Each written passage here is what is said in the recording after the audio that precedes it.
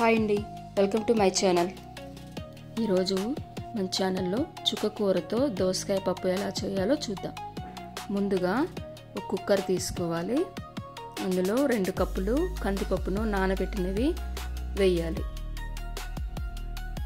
దీనికి సరిపడా ఒక 4 కప్పులు వాటర్ వేయాలి. ఇంకో 1 కప్పు కూడా పోసుకోవచ్చు.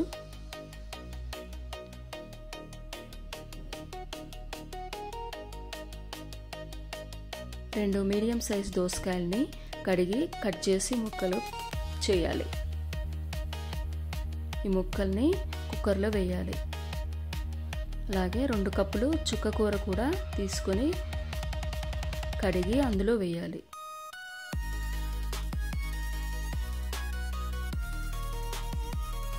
నాలుగు పచ్చిమిర్చిని సన్నగా కట్ చేసి కుక్కర్లో వేయాలి. ఒక 2 మీడియం సైజు ఉల్లిపాయలను కూడా కట్ చేసి వేయాలి. 1 టీ స్పూన్ పసుపు వేయాలి. ఒక 2 టీ స్పూన్ల కారం కూడా వేసుకోవాలి. మీకు కారం ఎక్కువగా తింటారు అనుకుంటే ఇంకొక స్పూన్ వేసుకోవచ్చు. ఫ్లేమ్ ఆన్ చేసి 1 స్పూన్ ఆయిల్ వేయాలి. కొద్దిగా చింతపండు వేస్తే బాగుంటుంది. కుక్కర్ మూత పెట్టేసి ఒక 4 విజిల్స్ రానివ్వాలి. ఈ వీడియో కానీ మీకు నచ్చినట్లయితే లైక్ చేయండి, షేర్ చేయండి, సబ్స్క్రైబ్ చేసి సపోర్ట్ చేయండి.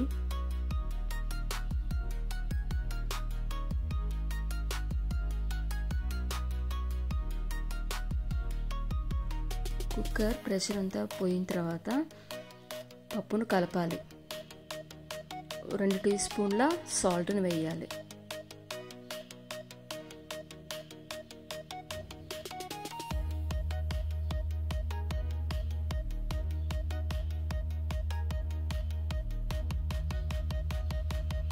కొద్దిగా ఉడికిన తర్వాత ఈ పప్పుకి పోపు పెట్టుకుందాము.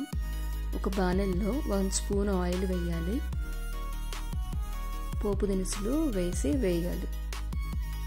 ఇందులో కరివేపాకు కూడా వేయాలి. దంచిన వెల్లుల్లిని వేసుకోవాలి.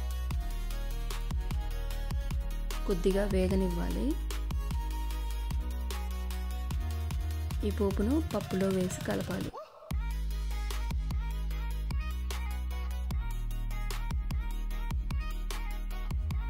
అంతే, దోసకాయ చుక్కకూరతో పప్పు రెడీ అయింది.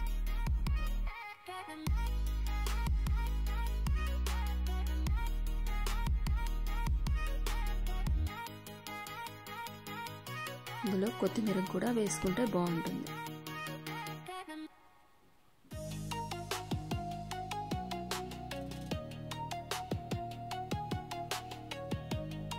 Thank you for watching.